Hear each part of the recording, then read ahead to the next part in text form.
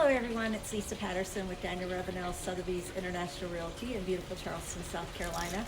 And today what I thought I'd do is I would just share some questions, some fun and funny questions I get asked when I'm showing historic properties. So stay tuned.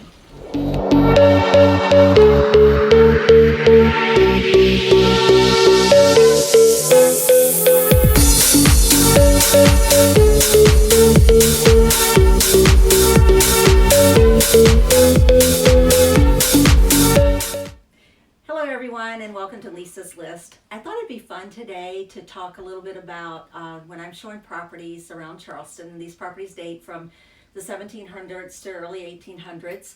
And so some of my clients ask some fun and funny questions sometime we're looking at properties, and thought it'd be fun to share them with you. So one of the questions I get asked a lot, believe it or not, is when we're walking through a property, a client may say, "Do you think someone died in this house?" And I kind of chuckle, and the answer is always the same. Not only do I think somebody probably did die in these houses, as old as they are, but they also probably had their funerals there as well. Back in those days, that's what they did. The funerals were held in the home, in the front parlor. And a little bit of history and trivia about Charleston. Many wealthy families literally had an extra door off the parlor, the front room, and they called it a funeral door. And after the services, that's the way the body would be removed from the home. And the myth was that they couldn't go out feet first. So, and then they would leave the home and then walk over to the cemetery and where they would have the final services. So I think that's kind of interesting. I get asked that a lot. Another thing people will ask a lot is, do I think this house is haunted when we're walking around? And it's funny, I've never had an encounter with a ghost in any of the properties that I show. Old Charlestonians will say the reason the ghosts hang around is because everyone loves Charleston and they didn't want to leave. But we do have a lot of tales and folklore and books and tours about ghosts of Charleston.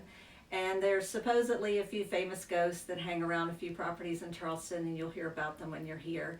But again, I've never had an encounter. I don't have any clients that's bought a house who've told me that it was haunted.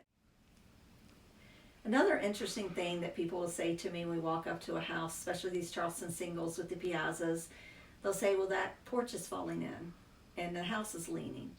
It's not. It was designed that way. The piazzas were designed to have a little bit of a lean to them for water runoff so it wouldn't accumulate on the porches and the piazzas.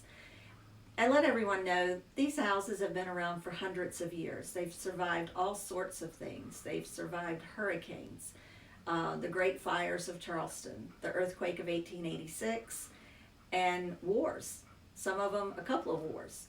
So they're going to be around for a really long time. They're built really well and they're not going anywhere.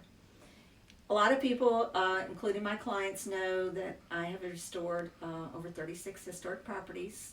The questions I get asked are, have you lived in all those houses? And the answer is yes, I've lived in all of them, some longer than the others.